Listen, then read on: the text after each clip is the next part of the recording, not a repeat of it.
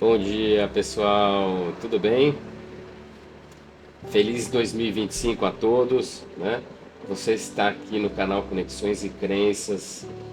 Eu sou o Marcelo Murim, que tem todo esse canal. A gente tirou aí algumas semanas de recesso, aproveitando o final do ano. E estamos retomando hoje, no dia 8 de janeiro do ano de 2025, o nosso ritmo das transmissões ao vivo aqui pela Twitch e depois os vídeos que são publicados no YouTube. Então, fazendo um breve resumo aqui com vocês, esse canal Conexões e Crenças foi criado por mim o ano passado com o objetivo de falarmos sobre espiritualidade, sobre física quântica, sobre cristianismo, enfim, trazer assuntos relacionados aí à busca do nosso autoconhecimento, né? E já estamos aí quase há 6 meses de canal, né? Onde a gente vem regularmente, todas as segundas, quartas e sextas, às 9 da manhã na Twitch. E depois eu subo esse vídeo legendado no YouTube, onde na segunda e na quarta nós fazemos a leitura da Bíblia Peshitta, que é a Bíblia que foi traduzida diretamente do aramaico, que é muito utilizada pela Igreja Católica Siríaca. Vocês dão uma olhada lá nos primeiros vídeos do canal que fala sobre essa Bíblia, eu explico um pouco melhor. E aí, na sexta-feira nós fazemos a leitura do Livro dos Espíritos. Tá? Então já estamos avançando aqui. Hoje vamos começar a leitura do primeiro livro de Samuel. Já lemos aí o Pentateuco, já avançamos um pouco na Bíblia, estamos seguindo, né? E no Livro dos Espíritos estamos chegando quase na metade da leitura do livro. Então já tem alguns vídeos aí lá no YouTube. Se você procurar o nosso canal no YouTube, Conexões.crenças, você vai ver que tem três playlists, na verdade. Um sobre a Bíblia, outro sobre o Livro dos Espíritos e outro sobre Salmos. Então, eu faço a leitura diária de Salmos no canal do Instagram, Conexões.crenças. Então, todas as manhãs, às 6h45 da manhã, a gente publica lá a leitura de um salmo, tá? Então, acompanha a gente lá também. E depois eu vou subindo esses vídeos no YouTube. Então, também tem uma playlist só com a leitura dos salmos lá, tá bom? Então é o que a gente tem de conteúdo hoje até a gente conseguir completar de conteúdo até o ano de 2024. Nesse ano de 2025 a ideia é a gente avançar, né? Vamos trazer novidades, em breve a gente traz novidades aí para vocês com relação a conteúdo. No Instagram nós temos também conteúdo relacionados à questão da energia, da vibração. Então sempre trago um post diferente lá. Nesse período das férias aí a gente ficou um pouco parado, obviamente, né? Porque é mais difícil da gente manter a atividade, mas a partir dessa semana aqui a gente volta à atividade nos dois canais, ok?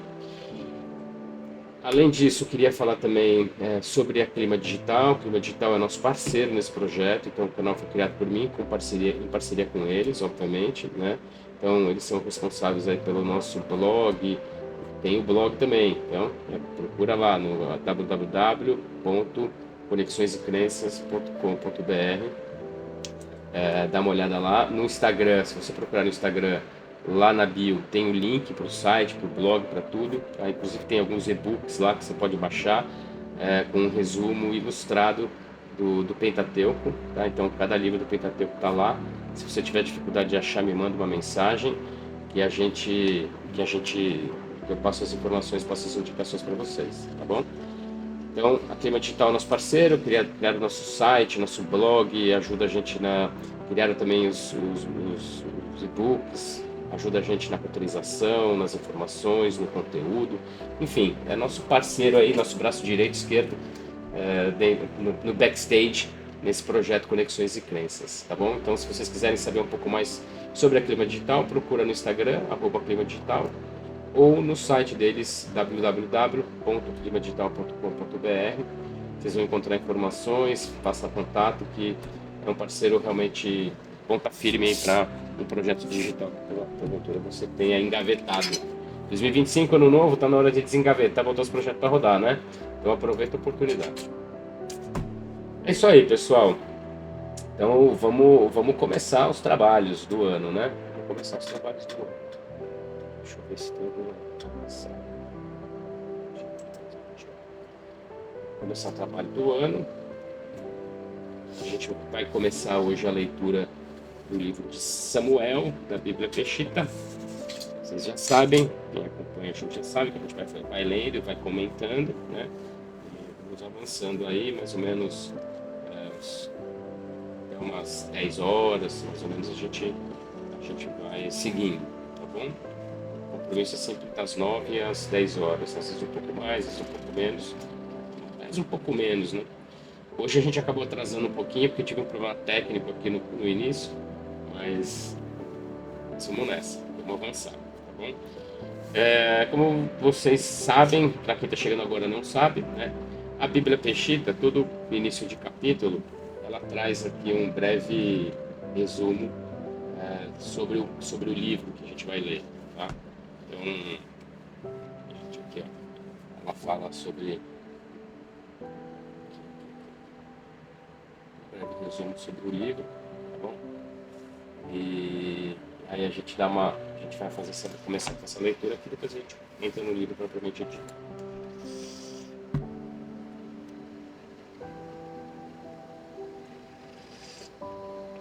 Eu vou tomando meu cafezinho aqui, para quem me acompanha já sabe, que eu vou tomando meu café. Então vamos lá. Bíblia Peshitta, primeiro livro de Samuel. Em aramaico, o livro se chama Ketava Kadmaya Shemuel, se traduz como o primeiro livro de Samuel. Em hebraico, Shemuel Aleph, que significa primeiro de Samuel. Atribui-se a autoria deste livro a Samuel, Natã e Gade. A data de sua redação podemos situar no século X a.C. Originalmente, primeiro e segundo Samuel eram um só livro. Samuel nasce em resposta ao clamor de Hana, sua mãe estéril, e ela o dedicou ao Senhor para toda a sua vida, ainda antes de haver nascido. Em agradecimento, Hana entoa um dos cânticos mais excelsos da Escritura. Shemuel cresce no templo ao cuidado de Eli, e em tenra idade se mostra agradável diante de Maria e aceito diante dos homens. Bem jovem, teve sua primeira experiência com o Senhor, quem lhe falou acerca de seus planos para Eli e seus filhos. Surge como o último juiz de Israel e insta o seu povo ao arrependimento e o livra da opressão filisteia. A ele cabe ungir o primeiro rei de Israel, diante da petição dos anciãos, de um rei como todas as nações, não sem antes adverti-los sobre as consequências de tal decisão. Seu mistério foi exemplar para os próximos profetas quanto ao trato com os reis desobedientes ao Senhor. Shaul é ungido como o primeiro rei de Israel, com a condição de fazer a vontade de Allahá, mas este se desvia, e Shemuel lhe manifesta a rejeição do Senhor, a sua atitude e o destitui. Em condições adversas, unge a Davi como rei, enquanto Saul estava em exercício, e este persegue a Davi, que se refugia com Shemuel. Com a morte do profeta Shemuel, a nação entra em guerra e fica sem a palavra divina. Saul invoca o espírito de Samuel, o qual lhe aparece em Endor, e lhe ratifica a decisão do Senhor de destituí-lo. A palavra do Senhor se cumpre e começa o processo de transição do reinado de Saul a Davi, uma vez que ele se suicida em batalha. Samuel estabeleceu um selo marcante na história de Israel como juiz, governante, profeta e no culto a Maria. Mesmo a Escritura o põe ao nível de Moisés e Arão. Então, Samuel, importante, né? É o último dos juízes. A gente lê o livro de Juízes, a gente lê o livro de Ruth, né? A gente vai falar sobre o último juiz aqui do Evangelho.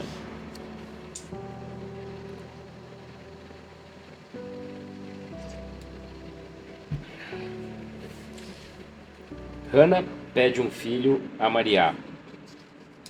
Havia um homem da colina dos sentinelas da região montanhosa de Efraim, que se chamava Raucana bar Yaron bar Elihu bar Taho, bar Zof, Efratã.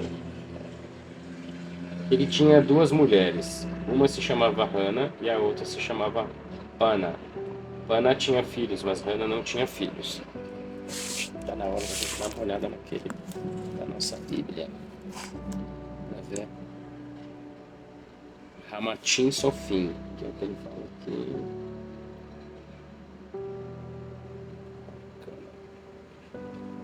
Também tem de Efraim, que se chamava Elcana, aqui Raucana. Tinha duas mulheres. Ana era o nome de uma e a outra se chamava Fenema. Então a Ana, que é a Ana, e a outra Paná. Nossa, diferente o nome, né?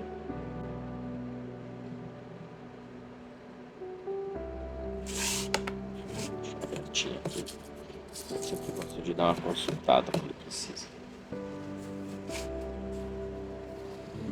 Ano após ano, este homem subia desde sua cidade para adorar e oferecer sacrifício a Maria dos exércitos em Shilo.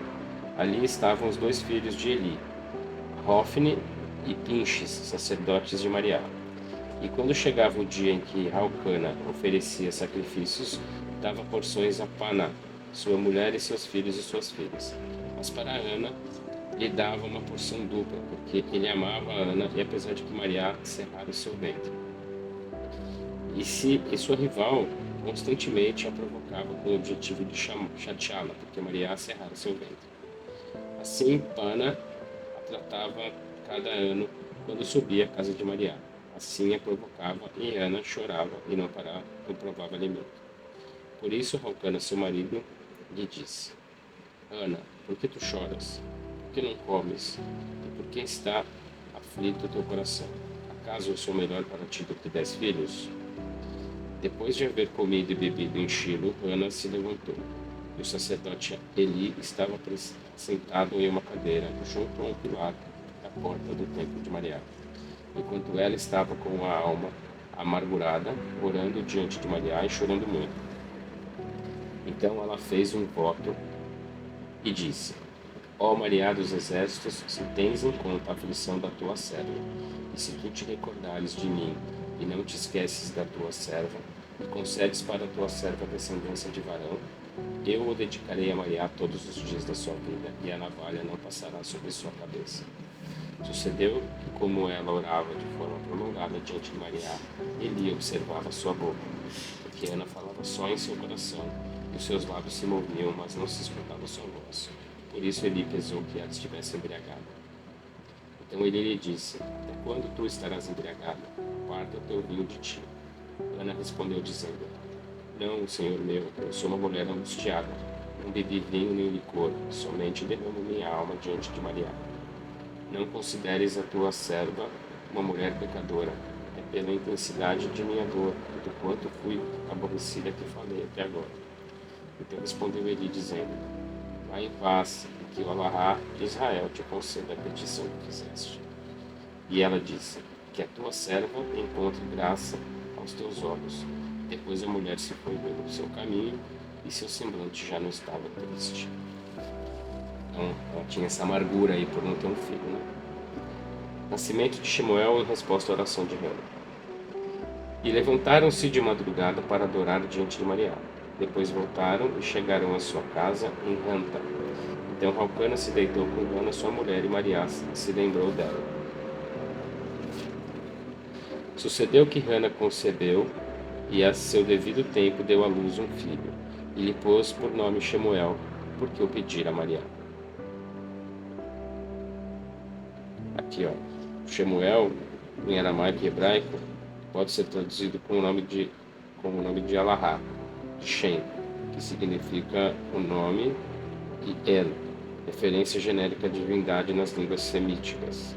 Tradicionalmente se tem interpretado como ouvido por El, ouvido por Alahá, nome derivado de Shema, que pode ser traduzido como ouvir, escutar.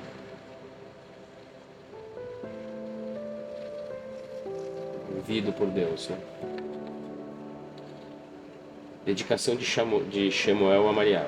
Então subiu o homem Raucana Elcana com toda a sua família para oferecer a Maria o sacrifício anual para cumprir seu voto.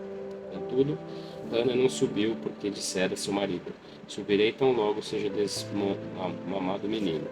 Então o levarei para apresentá-lo diante de Maria para que fique ali para sempre. E Elcana seu marido disse a ela: faça o que bem te parecer. Fica até que o desmames, que Maria confirme tua palavra. Então a mulher ficou para criar seu filho até que o desmamou. Depois de desmamá-lo, ela o levou consigo e também levou um novilho de 3 anos, um éfa de farinha e um odre de vinho, e levou-o à casa de Maria e encheu. O menino ainda era pequeno. Depois de sacrificar o novilho, trouxeram o menino a Eli. Então Ana disse a Eli: ó meu senhor, viva a tua alma, meu senhor, que eu sou aquela mulher que esteve aqui junto a ti orando por esse menino, a Maria. Eu orei e Maria me concedeu a minha petição que lhe fiz. Portanto, eu também dedicarei a Maria todos os dias que ele viver, porque eu pedi a Maria, então eles adoraram ali a Maria. Esse foi o capítulo 1. Deixa eu ver aqui.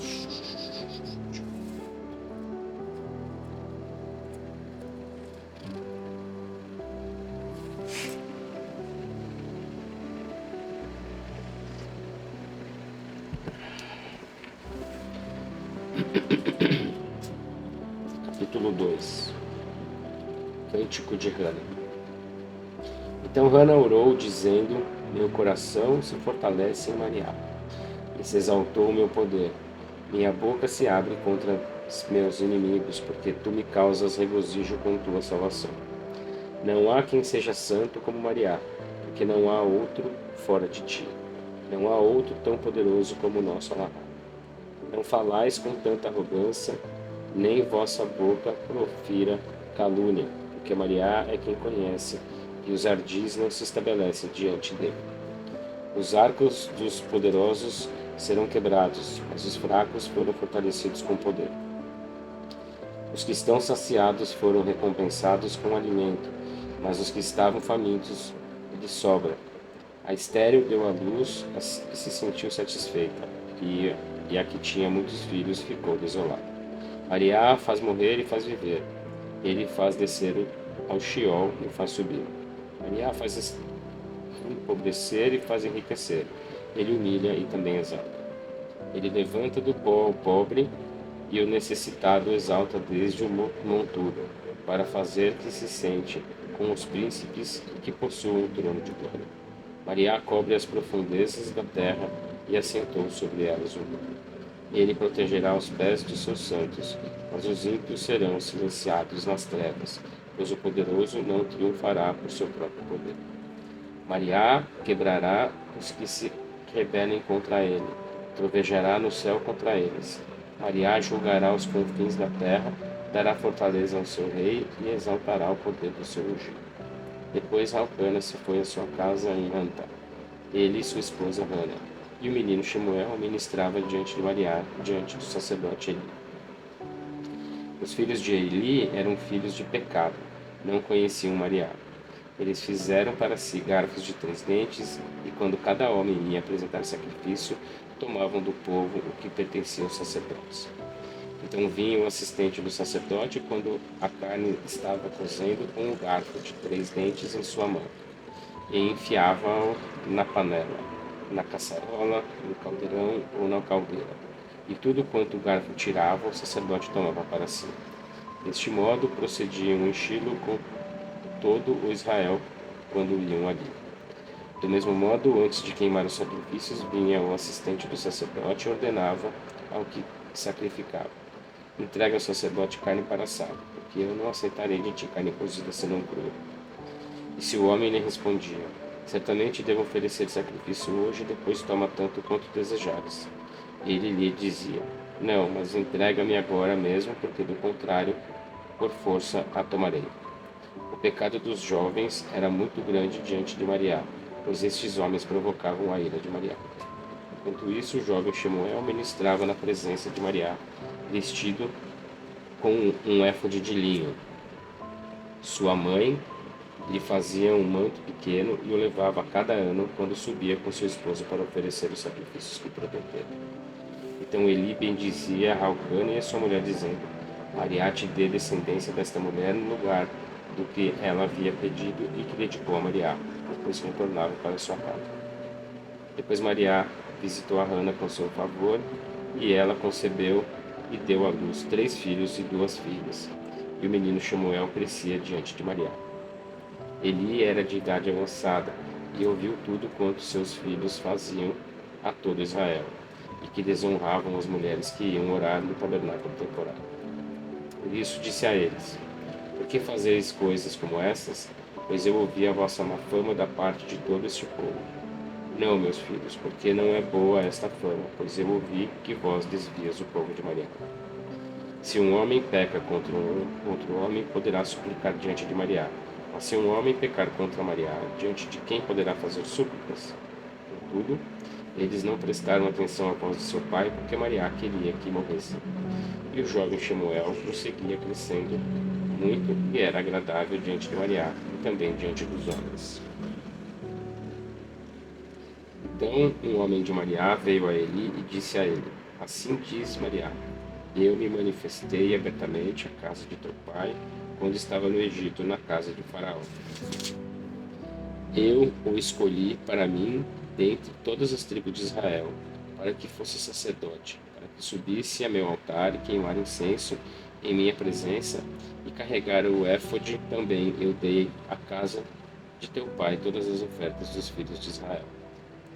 Por que vos comportais iniquamente com meus sacrifícios e minhas ofertas, os quais eu ordenei no deserto, e tens honrado a teus filhos mais do que a mim, pois escolhestes do melhor de todas as ofertas dos filhos do meu povo Israel? Portanto, assim diz Maria, o Alahá de Israel: Certamente eu havia dito que tua casa e a casa de teu pai ministrariam em minha presença para sempre. Mas agora, declara Maria, longe de mim, pois eu honro os que me honram, mas os que me desprezam serão desprezados. Eis que dias vêm, declara Maria, em que cortarei teu braço e o braço do teu pai, de maneira que não haverá ancião em tua casa, nem quem retenha a possessão de tua habitação, e ninguém que faça o bem a Israel, jamais haverá ancião em tua casa. E ao homem a quem eu não destitua para ti do meu altar, será para entristecer teus olhos e para desgastar a tua alma, e todos os que cresceram em tua casa morrerão em pleno vigor. E isto te servirá por sinal, o que acontecerá a teus 2 filhos, Ofni e Pinches. No mesmo dia ambos morrerão. Mas eu estabelecerei para mim um sacerdote fiel, conforme o meu coração, para que faça conforme o que haja em meu coração e em minha alma.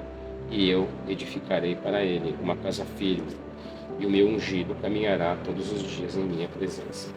Sucederá, pois, que todo aquele que restar de tua casa virá a prostrar-se diante dele por um salário de prata e por um pedaço de pão, e dirá: Envia-me um dos sacerdotes para que eu possa comer um bocado de pão. Profecia forte, né?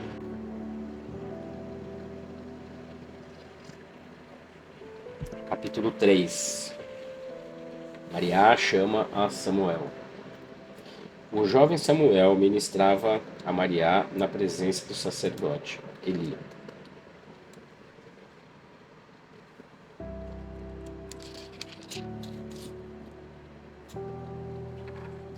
E a palavra de Maria era de muita estima naqueles dias, não se manifestava visão alguma. Mas sucedeu por aqueles dias, enquanto Eli, cujos olhos começavam a escurecer, não podia ver bem, e a lâmpada de Alahá, todavia, não se apagava, estava deitado em sua cama, e Samuel dormia no templo de Maria, onde estava a arca de Alahá. Então Maria chamou a Samuel, e ele respondeu: Eis-me aqui. Assim ele correu a Eli, dizendo: Posto que me tens chamado, eis-me aqui. Mas ele lhe disse: Eu não te chamei, torna a te deitar. E ele foi e se deitou. Mas Maria tornou a chamar Samuel. Então Samuel se levantou e foi a ele, dizendo: Posto que me tens chamado, eis-me aqui. Mas ele lhe respondeu: Eu não te chamei, filho meu, torna a te deitar. Samuel ainda não conhecia Maria, e ainda não lhe tinha sido revelada a palavra de Maria. E Maria tornou a chamar Samuel a terceira vez. Então Samuel se levantou e foi ali, dizendo: Posto que me tens chamado, eis-me aqui. Então ele se deu conta de que Maria chamara ao jovem. Por isso, ele disse a Samuel: Vai te deitar, e se te chamar, e se te chama, dirás: Fala, Maria, porque teu servo escuta. Então Samuel foi se deitar em seu lugar. Então veio Maria e chamou duas vezes: Samuel, Samuel. E disse Samuel: Fala, Maria, porque o teu servo escuta. E Maria disse a Samuel: Eis que vou fazer uma coisa em Israel, de modo que todo o que escute tinirão ambos os ouvidos. Aquele dia cumprirei contra Eli tudo quanto eu tenho declarado contra a sua casa desde o princípio até o fim. Eu lhe tenho mostrado que julgarei a sua casa para sempre por causa da iniquidade que ele conhecia, quando seus filhos abusaram do povo, e ele não repreendia. Por esta causa, eis que jurei à casa de Eli, que a iniquidade da casa de Eli jamais será expiada, nem com sacrifícios, nem com ofertas. Samuel, pois, permaneceu deitado até pela manhã.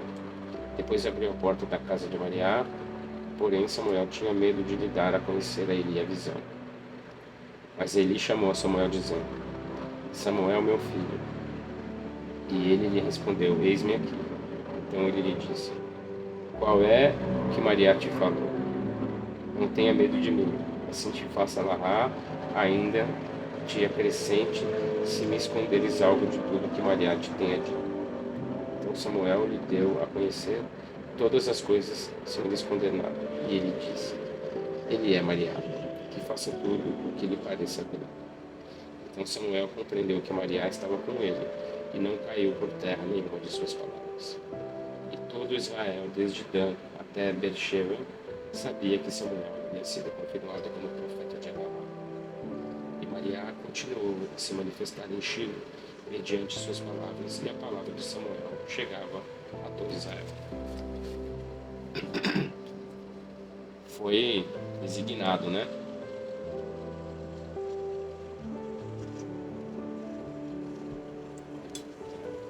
Samuel foi designado por Alahá. Capítulo 4. Os filisteus tomam a arca. E saiu Israel ao encontro dos filisteus para lhes travar a guerra, e acampou junto a Ebenezer.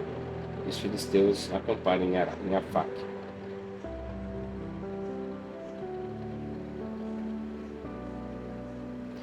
E os filisteus se dispuseram para opor resistência a Israel, e houve guerra. E Israel foi derrotado diante dos filisteus, os quais mataram no campo de batalha uns 4.000 homens. Quando o povo voltou ao acampamento, os anciãos de Israel disseram: Por que nos quebrou hoje Maria diante dos filisteus? Tragamos desde Shilo para nós a arca do pacto de Maria, dos exércitos, para que vá em nosso meio e nos livre do poder de nossos inimigos. Enviaram, pois, o povo a Shilo para que trouxessem de lá a arca do pacto de Maria, dos exércitos que moram entre os querubins. Ali se encontravam os dois filhos de Eli, Ofni e Pinches, com a arca do pacto de Maria. Sucedeu que, ao chegar ao acampamento, a arca do pacto de Maria, todo Israel gritou com júbilo tão intenso que o solo se estremeceu. Ao ouvir os filisteus o estrondo do júbilo, perguntaram: Que estrondo de júbilo é esse no acampamento dos hebreus? Ao ouvir que a arca de Maria havia chegado ao acampamento, os filisteus tiveram medo de tal modo que diziam: Alahá veio ao acampamento. E diziam mais: Ai de nós, porque nunca antes havia acontecido algo semelhante. Ai de nós, quem poderá nos livrar das mãos do poderoso Alahá? Este é o Alahá que feriu a todo o Egito com todo tipo de praga e com devastação. Esforçai-vos, ó filisteus, e sede homens para que não sirvais aos hebreus como eles vos serviram. Sede homens e os combateis. E os filisteus lutaram contra Israel, e Israel foi derrotado, e cada um fugiu para a sua morada. A mortandade foi tão grande entre os de Israel que naquele dia caíram 30.000 homens de pé de Israel. Assim foi capturada a arca de Maria e morreram Ofni e Pinches, os dois filhos de Eli. Aquele mesmo dia, um homem de Benjamim correu desde a linha de batalhas e dirigiu a Shilo com suas roupas rasgadas e pó sobre sua cabeça. Eli estava sentado numa cadeira à beira do caminho, na expectativa, porque seu coração tremia por causa da arca de Elá. Quando aquele homem chegou para dar a notícia na cidade, a cidade inteira pranteou um lamento. Ao ouvir Eli, o alvoroço dos lamentos, perguntou: Que ruído de alvoroço é esse? Então aquele homem veio apressado comunicar a notícia a Eli. Eli já tinha 78 anos, e os seus olhos estavam escurecidos e não podia ver. E o homem disse a Eli: Eu venho da Índia da linha de batalha, e desde a linha de batalha venho fugindo. E ele lhe perguntou: O que ocorreu, meu filho? O mensageiro respondeu dizendo: Israel fugiu da presença dos filisteus. Assim também houve uma grande mortandade entre o povo, incluindo teus 2 filhos, Hofni e Pinches, morreram e a arca de Elá foi capturada. Sucedeu que, ao mencionar a ele a arca de Elá, ele caiu da cadeira para trás, junto ao portão, e sua nuca se rompeu e morreu, porque era homem ancião e obeso. Ele julgou a Israel durante 40 anos. Também sua nora, a esposa de Pinches, estava grávida e próxima da luz, ao escutar a notícia de que a arca de Elá fora capturada e que seu sogro e seu marido morreram, encurvou-se e deu à luz, porque sobrevieram a ela as dores do parto. No momento que ela morria, as mulheres que estavam com ela lhe disseram: Não temas, pois deste à luz um filho varão. Mas ela não respondeu nem prestou atenção ao que lhe disseram.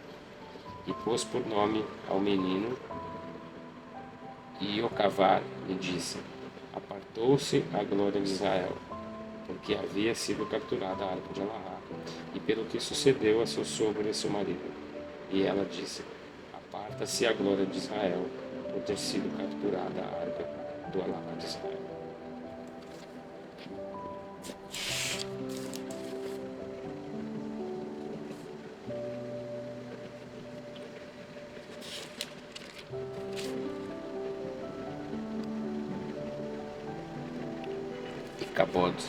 Icabod, Iocavar. Os nomes são diferentes, né?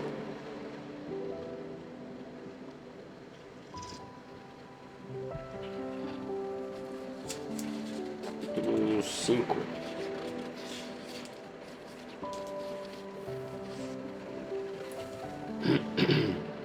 A arca de Elá e o ídolo de Dagon. Depois de haver capturado a arca de Elá, os filisteus a trouxeram desde Ebenezer até Asdod. Ali os filisteus tomaram a arca de Elá, colocaram-na no templo de Dagon e a puseram junto a Dagon. Quando se levantaram os asdoditas, no dia seguinte encontraram Dagon com o rosto prostrado em terra diante da arca de Elá. Então tomaram Dagon, colocando-o em seu lugar outra vez. Mas quando se levantaram no dia seguinte, bem cedo, eis que Dagon estava de novo com o rosto prostrado em terra diante da arca de Mariá. E Dagon tinha a cabeça e suas 2 mãos cortadas sobre o umbral, somente o tronco ficou a Dagon.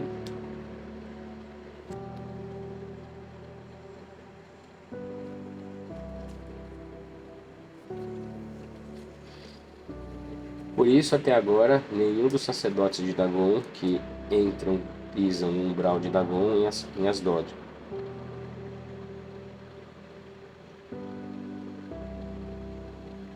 Porém, a mão de Mariá se fez mais severa contra os asdoditas e os devastou, ferindo-os com hemorroidas o Asdod e seus territórios. Ao ver os adoditas que assim lhes sucedia, disseram: Não fique conosco a arca de Elá de Israel, porque sua mão se fez severa contra nós e contra Dagon, nosso Deus. Então enviaram a reunir diante deles a todos os senhores dos filisteus para lhes consultar: Que faremos com a arca de Mariá, o Elá de Israel? E eles responderam: Que a arca de Mariá, o Elá de Israel, seja devolvida até Gate. E a arca de Mariá, o Elá de Israel, foi devolvida.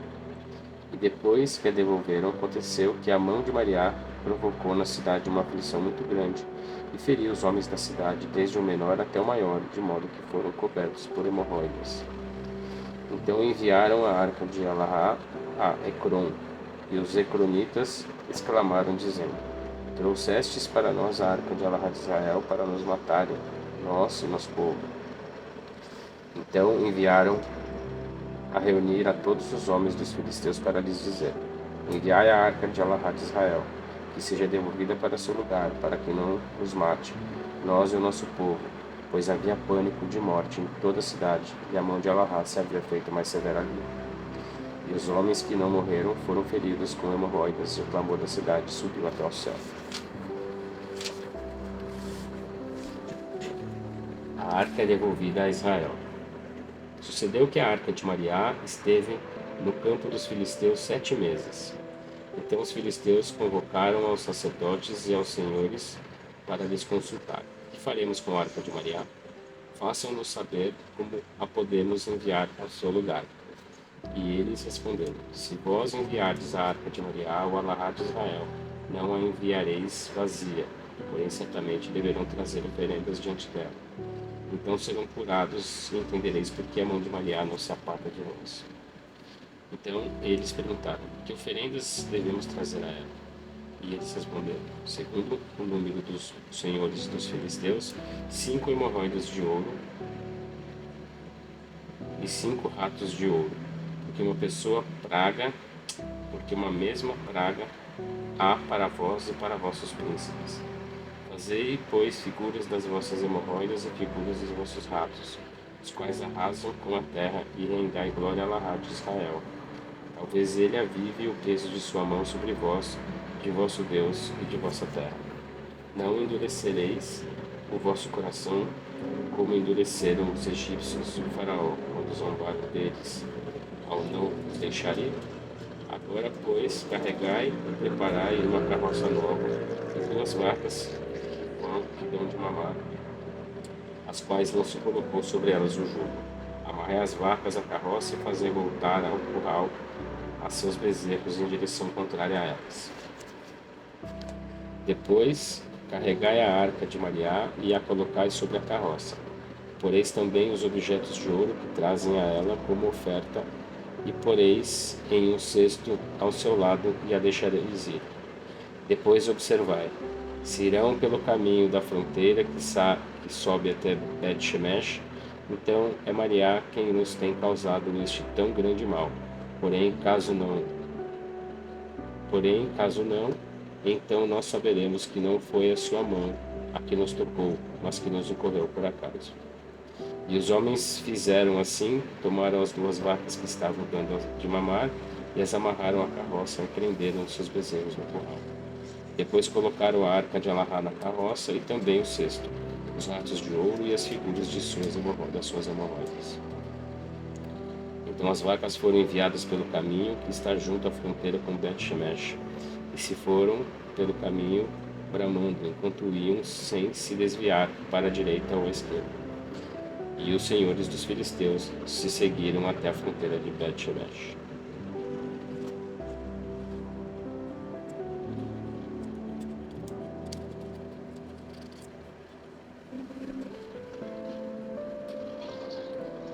A arca chegou a Israel.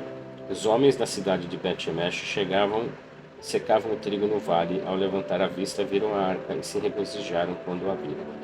A carroça chegou ao campo de Eixo de Bet-Shemesh, onde se deteve, e ali havia uma grande pedra. Então eles cortaram a madeira da carroça e ofereceram as vacas como oferta queimada a Maria. Em seguida, os levitas desceram a arca de Maria e o cesto que estava junto a ela, a qual continha os objetos de ouro, e puseram-nos em cima da grande pedra. Os homens de Bet-Shemesh ofereceram a oferta queimada e apresentaram sacrifícios de Allah naquele dia. Quando os 5 príncipes dos filisteus viram isto, regressaram a Ecrom no mesmo dia. Estas, pois, foram as hemorroidas de ouro que enviaram os filisteus em oferenda a Allah: uma por Asdod, uma por Gaza, uma por Ascalon, uma por Gat e uma por Ecrom, cada uma um rato de ouro.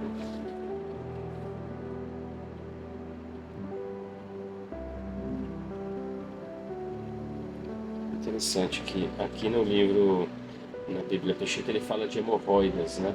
Na outra Bíblia ele fala de tumores.